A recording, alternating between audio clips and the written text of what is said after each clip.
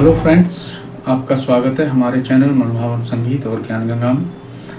तो फ्रेंड्स, इस सीरीज में हम पहले सीरीज में हम चर्चा कर चुके हैं कि दुखों के आकस्मिक कारणों का, जिसमें कि हम दैहिक और दैविक कारणों का एवं मानसिक एवं शारीरिक कर्मों के कारण उत्पन्न दुखों के बारे में हम चर्चा कर चुके हैं। तो फ्रेंड्स, इसी सीरीज में आगे बढ़ते हुए जो हमारा तीसरे तरह का दुख है, जिसमें कि आपको मैंने बताया था कि हमारे दैहिक, दैविक, भौतिक तीन ही तरह के दुख हैं। तो इसमें हम तीसरा दुख जो भौतिक दुख है उसके ऊपर हम चर्चा करेंगे। तो फ्रेंड्स आज हम चर्चा करेंगे भौतिक दुख। तो फ्रेंड, भौतिक दुख एक्चुअली वे सारे दुख हैं जो सामाजिक पाप के कारण उत्पन्न होते हैं, जो एक समाज में पाप की वजह से लोगों के ऊपर ये दुख आते हैं। उसका कारण यही है क्योंकि संपूर्ण मनुष्य जाति एक ही जीव है, एक ही मनुष्य एक जाति जीव तत्व है, जो कि और आत्मा सर्वव्यापी है। उसका उदाहरण अगर हम देखें, चूंकि संपूर्ण संसार में मनुष्य जीव तत्व एक ही है, उसकी वजह से उन सबके पाप और कर्म और कर्तव्य एक दूसरे से जुड़े हुए हैं, जिसको कि हमें समझना पड़ेगा। अगर हम उदाहरण के तौर से अगर हम समझें, तो अगर एक जगह कोई मनुष्य अगर यज्ञ करता है तो उसके यज्ञ से संपूर्ण वातावरण में सुगंधी उत्पन्न होती है, वह कहीं एक जगह नहीं होती।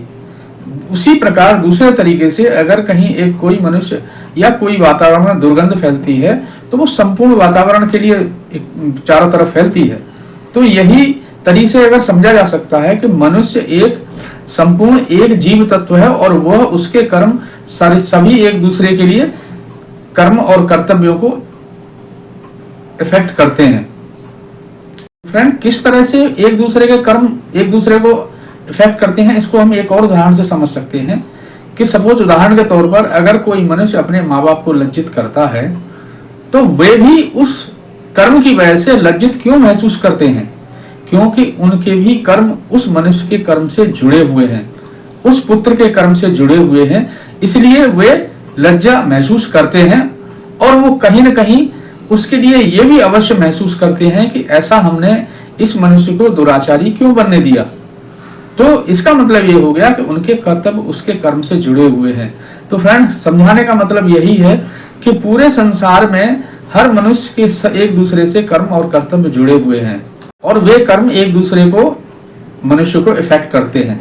अगर उदाहरण अगर हम इसको और भी समझें, अगर किसी पड़ोसी का घर जल रहा है और एक मनुष्य खड़ा हुआ देख रहा है तो थोड़ी देर बाद उसके घर को भी जलने की संभावना है। तो कहने का इस मतलब को यही समझा जा सकता है कि कर्म एक दूसरे से अटैच हैं, उनके कर्तव्य एक दूसरे से जुड़े हुए हैं, अलग अलग नहीं हो सकते, क्योंकि एक दूसरे के परिवेश में, पर्यावरण में जो कर्म और जो भी घटनाएं की जाती हैं वो सभी पर असर डालती हैं। तो फ्रेंड्स, इसलिए हर मनुष्य को चाहिए कि वह सदाचारी बने और दूसरों को भी सदाचार के लिए प्रेरित करे और अनीति और उसके लिए भरसक कोशिश करे और उसको रोकने का भरसक प्रयास करे। अगर कोई मनुष्य समाज में कुकृत्य करता हुआ, चोरी डकैती बलात्कार आदि करता हुआ देखता रहता है और उसको अपनी सामर्थ्य होते हुए भी उसे रोकने का प्रयास न करे तो समाज उसे घृणा की दृष्टि से देखता है और यह घृणा ही देखी जाए तो उसके लिए दंड है, यही दंडनीय है।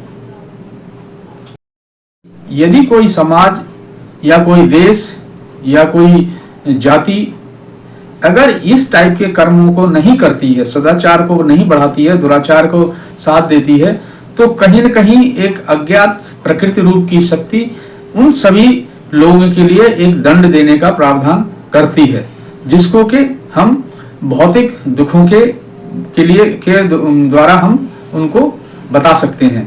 प्रकृति के द्वारा एक सामूहिक दंड माना जाएगा, जिसमें महामारी और युद्ध, अतिवृष्टि, इस टाइप की चीजें, आर्थिक संकट कभी अगर देखें तो हम देखी जाए तो एक दूसरे के कर्तव्यों का ही एक दूसरे के ऊपर फल है। हम इसको भी उदाहरण पे हम समझ सकते हैं कि आर्थिक संकट भी एक दूसरे के कर्मों का ही दूसरों के कर्मों के लिए, कर्तव्य के लिए जिम्मेदार होने का एक उदाहरण है। अक्सर करके देखा गया है कि इस टाइप के भौतिक दुख गरीब लोगों पर ज्यादा अधिक तीव्रता से देखने में मिलते हैं बशर्ते अमीरों के।